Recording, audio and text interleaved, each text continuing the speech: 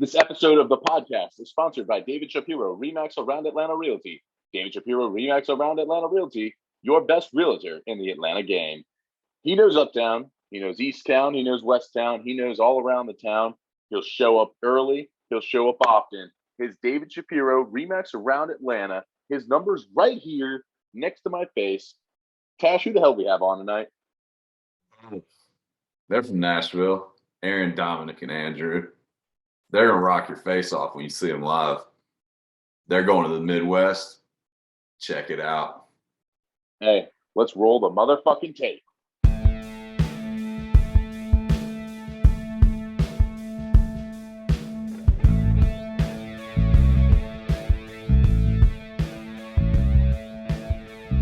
All right, welcome back to Indiebnb. Tonight we're joined by the band Veaux, all the way from Nashville, Tennessee. What's going on, guys? Yo, what's up? How y'all doing tonight? Doing good, man. Just hanging out. Yeah, these boys just got over here. We haven't seen each other in a minute, so we're like catching up with each other with you guys. Yeah. Nice. Well, we're glad to have y'all on to catch up. Looks like I can see the guitar stand in the back. Y'all getting a little jam session tonight? We probably should. Yeah. We probably should. We leave in tour in 2 weeks, right? Yeah. Yep. First Well, tour. hell, man. One place I always like to start sometimes on these interviews is band name. I mean, Veaux, very interesting. I'm assuming it's French, maybe.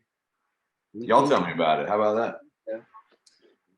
Yeah. We moved to Nashville and we were like, all right, cool, clean slate, fresh start. Like, we want to do this thing right. Like, let's just kind of forget everything we thought we knew and like be open to learning things.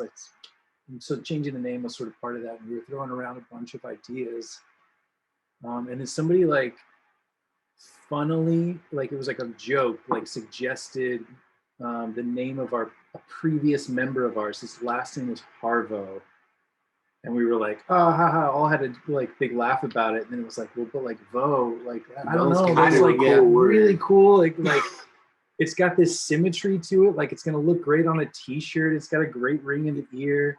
And then we looked it up and we found a definition for it that was like common people is what it means. Like is a definition of it in French. And so we were like, that's kind of us. Like that's kind of just who we were, just like dudes playing music.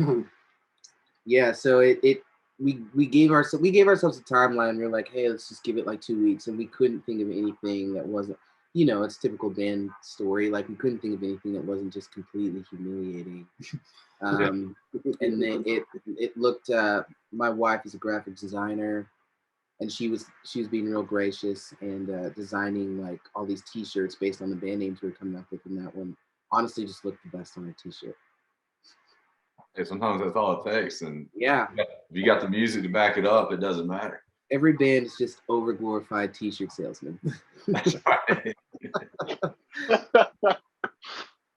Oh, man. Play some music. That's all we're trying to do is sell some T-shirts. Every single one of us. Well, how did y'all get started though? The three of y'all together. Yeah, Dominic's my brother. Mm-hmm. So that was just kind of baked in. I was around. Just around. Yeah, and he never wanted to really be in any of my bands, but I'd always just like be like, hey man, just until I find somebody, like just hold it down on the drums. And it's been like, I think we've been playing in bands together it's been like 20 years. Like just like making music together. I keep telling him that I'll find somebody someday. Andrew over here, we just met, and I judged him in a good way. No one ever talks about judging people in a good way. I judged him entirely because he was wearing like a pair of acid wash jeans. And I had known Drew through, I was friends with some of his cousins, and he was up in Colorado where we were from visiting. And Drew was wearing like these like acid wash jeans. And I was like, bro, no, like I'm just really into like dope fashion. And so it's just like, no one is wearing those right now. Like, I'm going to be your friend. And we just hit it off, and we listened to similar music at the time and just really got along. And so we just started making music together, kind of with no agenda. And it just one thing led to another. All of a sudden, there was plans to record and shows booked, and I don't really feel like there's ever like a conversation of like, oh, let's start a band right now. It just kind of was like, oh, I made like a Twitter page for us today. It's like, oh, we don't to name our friendship. Yeah, do we have a band name? No, I don't know. It's just like kind of felt very organic. So we were all in a band together with some members that came and went for a while, and then we moved to Nashville, like you said. That was really just a, hey, let's like really take having a music career seriously. And so Veaux has been the last 4 years. We'll say 3 because we kind of lost a year from the pandemic, but Veaux has been like the last 4 years of us just really kind of making life out here in Nashville, making music. Yeah, we've interviewed several people from Nashville, and everyone, if people hear Nashville, first thing you think is country music. Right. What's it like to be a band in Nashville that's not a country artist? We're kind of like, I don't know. There's definitely this like subgroup of artists and bands that sort of like Nashville is just the center hub for us all. Right. And so like the function of the town is just for us to all be in communication with each other. Like Nashville doesn't care about us. It doesn't really even know that we exist, but we're like, but we're here. We're here, and there's so many of us, and like it's, I don't know. It's one of the industry parts of the town that like doesn't get a lot of press, but it's alive. Historically, it's a country town, and so that's kind of the like public face. The public face of Nashville is the country, but like once you get here, it's just music industry. Like just all flavors, all styles, whatever that means. Music industry is here. It's more than just Broadway, is what you're saying. Mm-hmm. Yeah, absolutely. Right. And honestly, like just the world that we occupy and the community that we're in, our brush up with country is so small. Like for the first few years I was here, I just forgot that was the thing that Nashville was known for, if that makes sense. You know what I mean? It wasn't like a thing that like we were surrounded by and consciously aware of, but we were in like a historically country city. Now my day job is writing music, and most of what I'm writing for is country music, which is so like, okay, that makes sense. You know what I mean? Like on the publishing side of things, like being in the industry in that way, what the town has to offer is publishing. So that's been most of my run-in with country music kind of being in our world. But as a band, I think the entertainment industry is coming to Nashville, I think. And so it's been like a really good mix of a lot of stuff. Like hip hop's kind of on the rise here right now, slowly but surely. Nothing like Atlanta, of course, but it's coming. We're pretty close to Atlanta though. Yeah. I mean, we started following. We got suggested to start following the No Country for New Nashville page, and shows how much music's coming out of there that isn't country, and really good. But let's get back to y'all's music. What's sort of typical creative or writing process for y'all?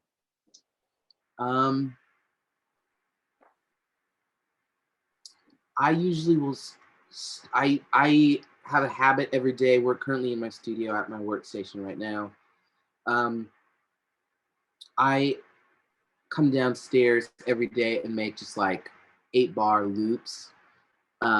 Sometimes that turns into a chorus. Sometimes it turns into maybe a idea of a song. And I do that every day just as a discipline, as a practice. And it's become kind of just in a good way, kind of a monotonous routine that I like being in and want to be in, just to stay creative, to stay sharp. And so I kind of challenge myself to do that for, 8 to 16 bars max at least. And I let them kind of sort through the ideas that have begun, that they like and are speaking to them on a big level. And then we kind of just go from there and build it, and they kind of destroy the original idea that I had and make it better. And we just kind of grow from there. Interesting. You know, it seems like most of the bands we talk to, it starts with some kind of jam sesh that just, you know, spirals out. But that's definitely a unique way. We haven't heard anybody. There wasn't a solo artist that, you know, does it that way. So There are other times, like there are a few songs we've had that like get as close to jam sesh start as we get. And that just means that me and Dominic, or me and or Dominic, is in the room while Aaron is writing a new 8-bar, but it's all sort of in box, and it all starts with a beat, and it all starts with like a groove. Like we're never just playing music. It's happening.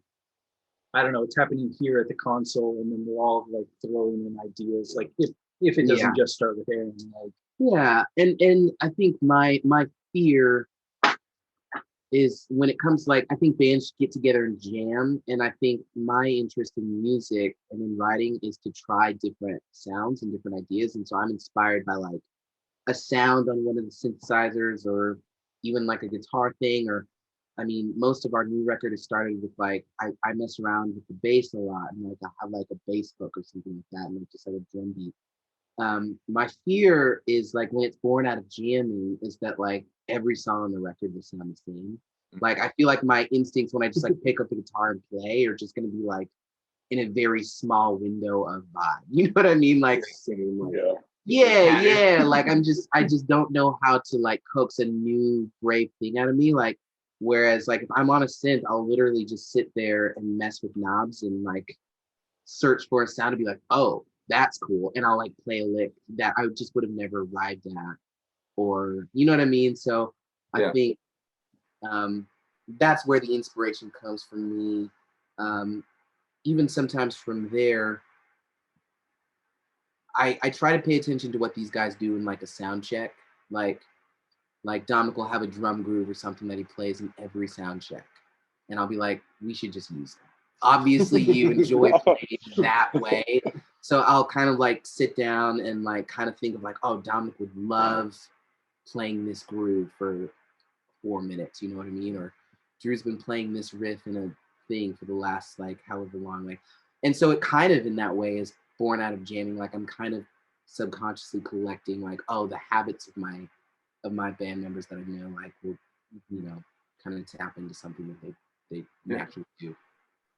Yeah, that way you don't just, you know, like if I picked up my guitar, I probably like first chord I play is a B minor every time. Right. Yes. That's my favorite chord. It's amazing. Get stuck into it. Yeah, absolutely. Every time. Well, yeah, that's a good, you know, little segue into our song spot of y'all's. We chose If You Could Feel My Love. You know, I think it's y'all's biggest song y'all got out. You know, kind of take us from beginning to end on that one, on the creation of that song, and, you know, any inspirations or any cool little tips and tricks that came out of it. Yeah, that was pretty fresh into us coming to Nashville.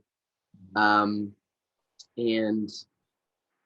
I don't know, man. I think we were really just trying to find our footing here. And I think when people first move to a music town like that, there's just a lot of pressure to come up with something great. A hit, even though none of us have hits, but you know, something that streams more than 8 streams. Feels like a hit. And so I had pitched this idea to the guys, and we were all living together at the time. All of us and our wives moved into a house together for the first year we were in Nashville. So there's 6 of us in a house, and our wives are amazing, patient, gracious people. Pray for them. Yes. But I pitched to them this idea. There was one night we were all going to bed, and I said, hey, tomorrow, let's wake up and let's just give ourselves, I think it was like something like, let's give ourselves like 30 minutes to write a song, as much of a song as we can, like a chorus or something, and then let's move on.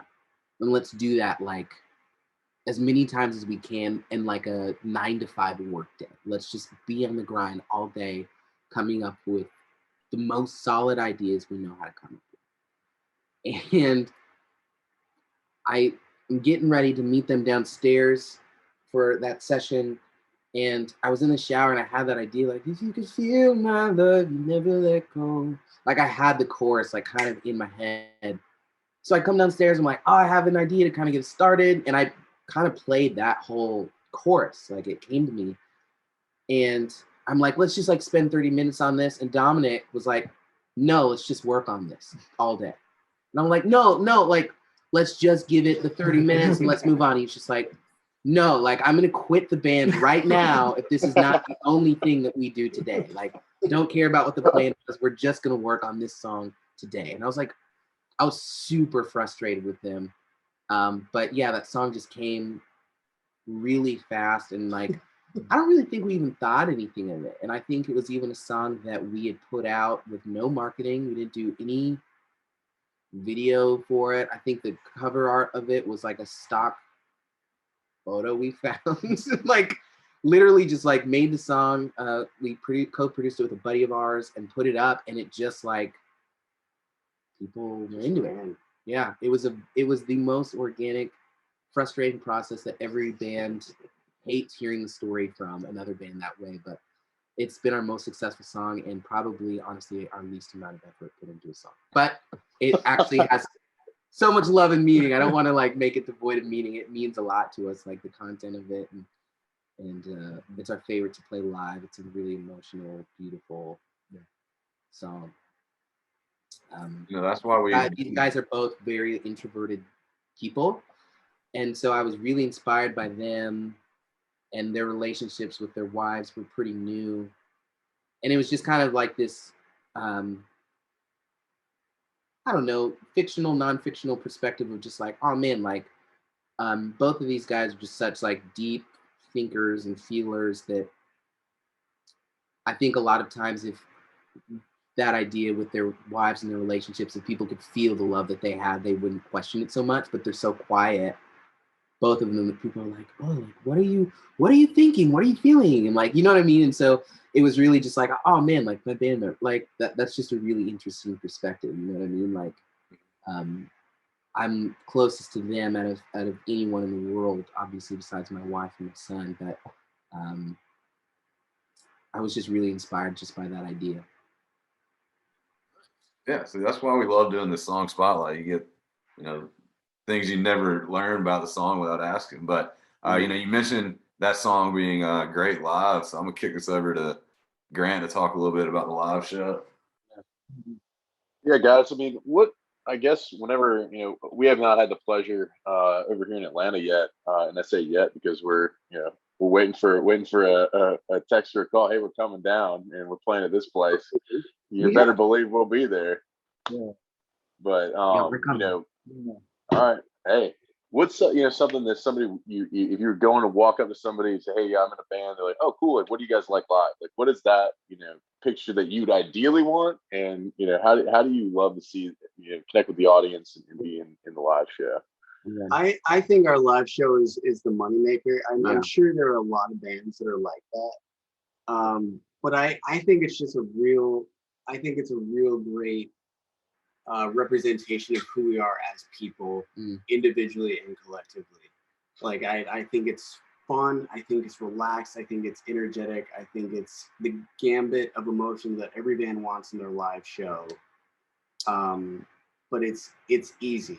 And I love the fact that we can go on stage and it's easy. It feels just like we're just sitting around doing this. Like that is what it feels like. It's just everybody can be involved. Sometimes Aaron takes off his guitar and just puts it in the crowd and they just play his guitar while we're playing on stage. Like and honestly it doesn't matter. Like just take the pressure off of it and it's so much fun. And we always just have so much fun on the road, and people really, I feel like they really do connect with us so well before and after we play, because I don't feel like there's any change in us before we're on stage or after we're on stage. We're the same guys. We want to hang out and give you our drink tickets before and after the show. We want to go and get your local diner at 2 a.m. after the show. Like that's what we are. Like, and so like I think the live show is just an extension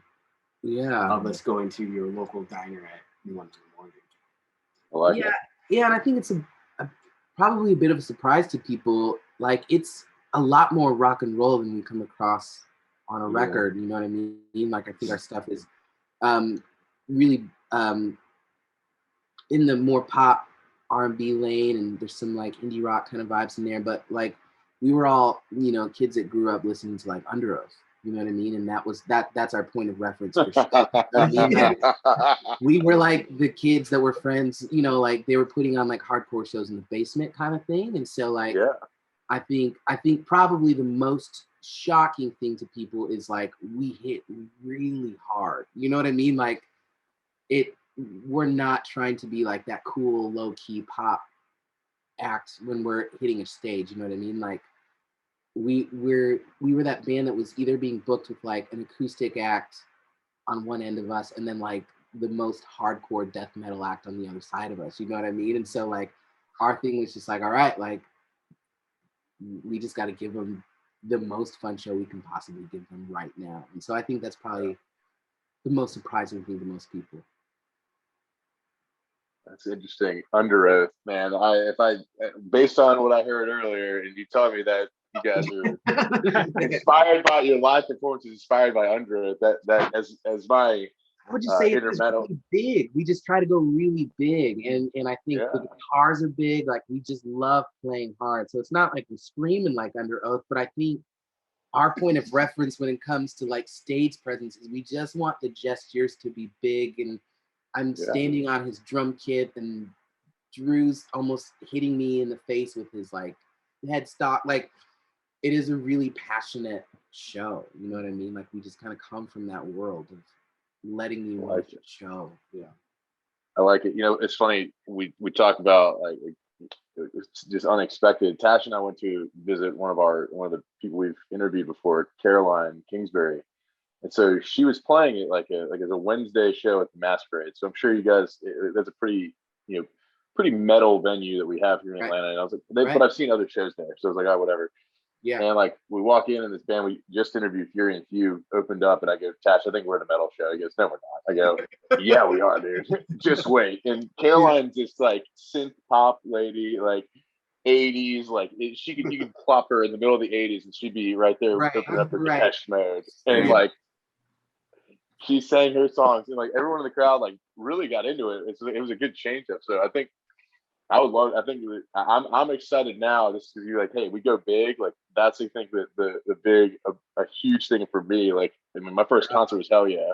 So like I'm a metalhead, awesome. You know, but that's very, very cool. So you know, kind of transition. Obviously, you know, you guys have a video out. You know, I saw what's the inspiration for You Make My Heart Go. I mean that video with you know, it's in somebody's basement. Like what's going on there?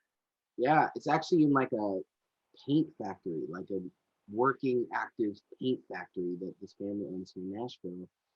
And what was the inspiration of that video? I think that was just another time of there's a website that is kind of like the Airbnb of creative spaces.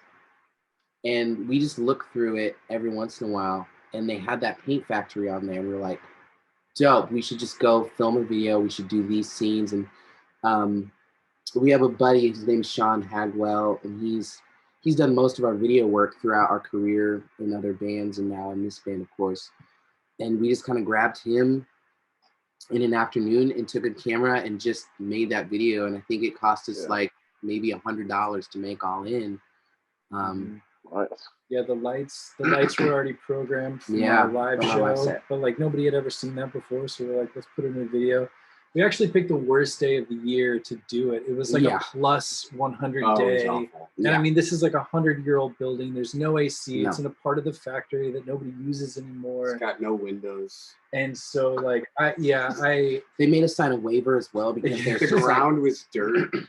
There's like a basement. 100-year-old dirt and asbestos. Yeah, there's like a basement that we shot in, and then a couple other rooms. But the basement that we shot in, it felt like the building would cave in on you at any moment. And there's another part that we filmed in where I'm like playing the piano. But that felt like you fall through the floor. But it's like just like wood planks. It's like 2x4s on the floor, and they're just like we had to sign a waiver to use the spot.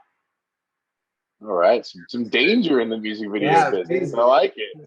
That's cool. I think we had started shooting the video at 1 o'clock, and by 6 o'clock that night, it was done and uploaded and ready to go. as is. Wow.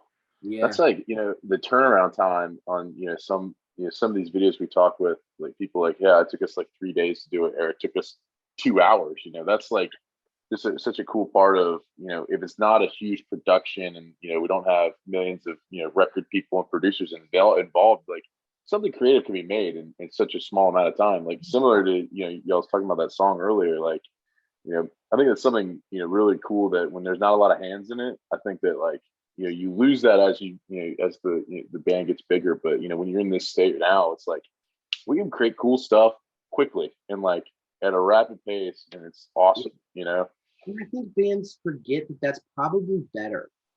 You know what I mean? Yeah. Like, I think the further we get in the industry and the more hands we've had and stuff, I think we are getting back to I think bands can talk about that and almost like this, well, let's just make do with what we have until something better comes along. And I'm coming to this perspective of like, no, that is the thing. Like, keep going with as few people and as few things as possible for the rest of your career, and you'll probably be better. You know what I mean? Like, and so I think we used to see doing a video like we did as that was just like not a shortcut, but just like an appeasement of like, oh, well, we can't do any better than this. Like, let's just get it done. And now it's like, no, this is actually really cool. Like, it's inspiring to kind of think of the combinations and the ways that you can go about that kind of thing in the simplest way and kind of communicate the feeling of your song in the simplest way. And so we're trying to adhere to that as much as possible. I like it. Well, I want to transition to the simplest thing that we do on this show. It is Pete Peterson's party pack of questions. It's 20 questions in a row. We will go Dominic, Aaron, and then Andrew, and then we'll go in that route. So I'll give you, it's going to be a this or that, so it'll be quick. But Pete Peterson's party pack of questions. Here we go. Band Bell, cake or pie? What are you going with? What is that? Cake or pie? I'm goodness. What kind of cake? Doesn't matter. God, oh boy. Who made the pie? I'm gonna go with cake. I'm gonna go with chocolate cake. I love chocolate cake. Cake. All right. Let's go. Me? Oh yeah. Pie. Oh yeah. We're going all three. Apple pie. Cake. All day. All right. Okay. Would y'all rather be a ninja or a pirate? Pirate. Oh, ninja pirate. You're gonna kick me out of the band. Pirates have more fun, it feels like. Yeah, you go more places, you do more crazy things. Ninja, you gotta wait around for somebody to hire you. Like, I don't know that. It's a lot of work. All right. Lemons or limes? What do you like better? Probably lemons. I use them on more things like fish. Limes on tacos. Limes. Okay. Stay sharp, man. Chestnut cheddar. All right. Would I catch you guys in your swim trunks at the beach more likely or at the pool more likely? I just had swim trunks on not 2 hours ago before I got here. But more likely at the beach than the pool, actually. Okay. Beach. I think pool. I'm more likely to like have intended to go swimming when I was at the pool than at the beach. Okay. I like it. Okay. All right. Would you guys rather have a night in or a night out on the town? Night in. Every time. 11 out of 10 times. Talking to 3 married men. Makes sense. All right. Night outs are expensive. They catch up very quickly. It's unbelievable. I think it was always that way, though. Yeah. That's what got us into recording music, was preferring a night in. Yeah, it keeps us still not spending money. My thing is like we all are like pretty big fans of whiskey, and we can just buy some whiskey and have a cheaper night in and more fun, and we all like each other. Then to like go out and risk the fact that you may like run into some like drunk prick at some bar that's like making fun of, like, nah, man, night in always. Night in. All right. I like it. All right. Tenders or wings? What do you guys like better? I'm a tenders guy. Boneless for me. Overall, it's got to be tenders, I think. Okay, all tendies. I really want to say wings, but it's tendies. All right. It's tendies. Ranch or blue cheese? What do you dip in your tenders or wings in? Depends on what part of the country it was made. Nashville hot. I think I'm gonna go with ranch. I've just had some really life-changing ranch dressing on Midwest tours. Yeah. So I have to go with ranch there. I actually don't dip in either, but if I'm gonna pick ranch. Yeah, and I like a blue cheese, but like the I don't know, there's like a really wide spectrum of like kinds of blue cheeses and good and bad. So like I never want to take the risk. I never want to risk a bad blue cheese. Yeah. So it's ranch. Okay. We can call you guys the Hidden Valley Boys if we wanted to. I like it. All right. I think that was fine. Sunrise or sunset? What do you guys like better? Sunset. I'm just more familiar. If I'm seeing the sunrise, like something has gone horribly wrong. A lot of decisions were made that made me get to that point. I'm not doing it. No, I'm a sunrise person. Okay. Yeah, Okay. I think I'm a sunrise, but for the opposite reason of Dom. Well, for like the same, but like opposite, because I never see the sunrise. So any time that I do see the sunrise, You're up. You're just still up. Yeah. I don't know. It's just like special because I never get to see it. Yeah. Gotcha. You guys believe in aliens? Yes. Yeah. Yes. Yep. Why not? 100%. Is love at first sight real? Yes. Do you guys not remember being in like 8th grade? Where are those girls? Like I don't know. I don't. Does nobody else I don't know remember about that? love. Like I think love is like a fully developed like flower. Like the seed of love is available at first sight, but like the bouquet of love is not available to you at first sight. Wow, that's an awesome analogy. You guys should write a song about that. on this seed of love. Seed of love. It's got a double entendre too. That also is funny. So, all right, you guys ever heard of circus peanuts? They're the big orange peanuts you can get at the gas station. You guys fans of that? Yeah, there's It's candy, right? Yeah. That's candy. Yeah. I can't even believe you brought that up. Everybody hates those. Everybody I've ever talked to, I fucking love them so. They're so gross. That is like my favorite candy, and they've stopped like selling them at places. Like they're just slowly dying away because everyone in the world. You have just made your aunt's life. I fucking told you there are other like circus peanuts. And I keep asking the question, so there's an army of us to overthrow your nonsense. Is there always like one in every band that loves them? No. Eventually we're like, what the fuck are y'all? What are you talking about? Like this lady from England was like, I've never heard of those in the history of Everdom, and I'm I've stopped bringing you them up because people have stopped understanding what I'm talking about. So I'm just like, I've given up like even asking people. Yeah, like everyone on tour has through it all. Everyone on tour has their like, guilty pleasure snacks, and I feel like Drew would just eat like pork rinds and circus peanuts. Mm-hmm. Oh my God, pork rinds is another question that I almost asked y'all earlier. Oh man, wow. And those are snacks that no one is gonna like steal from them at all. Those are awesome. That's also true. That's right. All right, waffles or pancakes? You guys hitting the International House, or you guys going to the House of Waffles? Oh man. I think Waffle House. I think waffles for me. Waffles. Okay, I'm getting some triple waffles here. Oh, staying in the breakfast arena. Donuts or bagels? Donuts. Yeah. Okay, all right. You get a dozen. Make these three happy. I like it. Red wine or white wine? Red.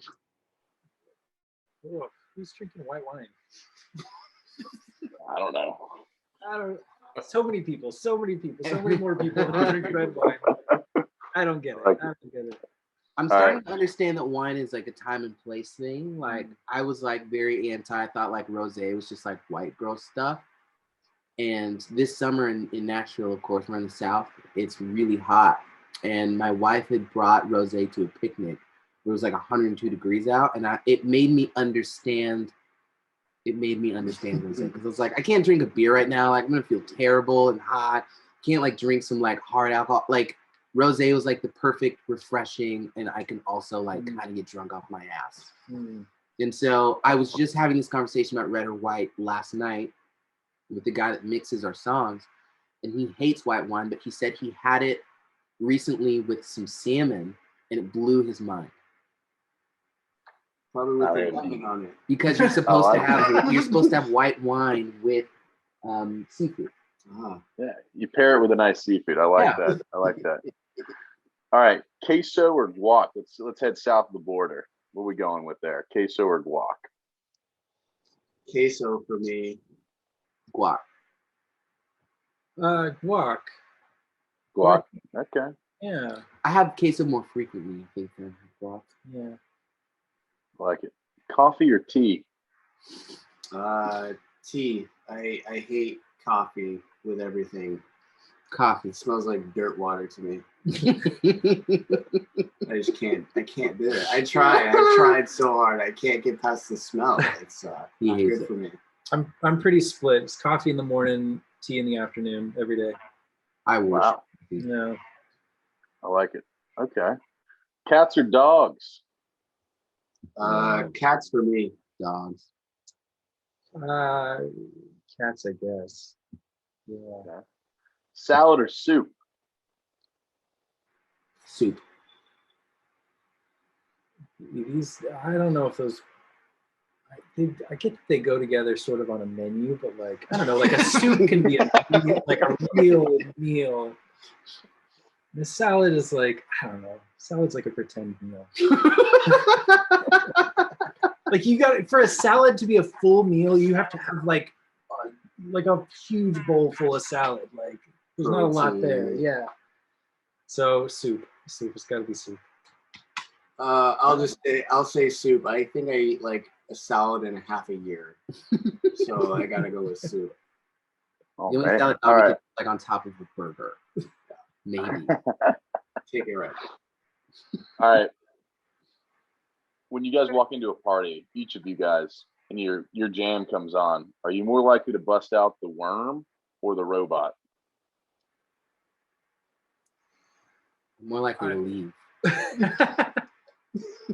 I get I just like awkward moonwalk after the party.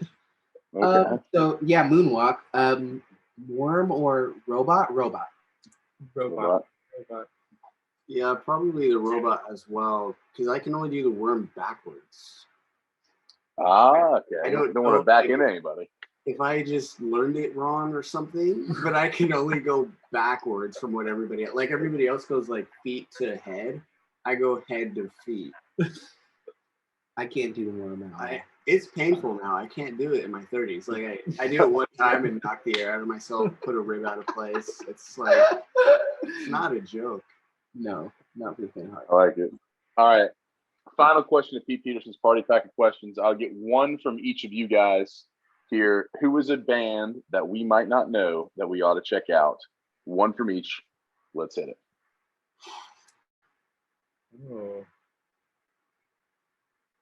Oh man.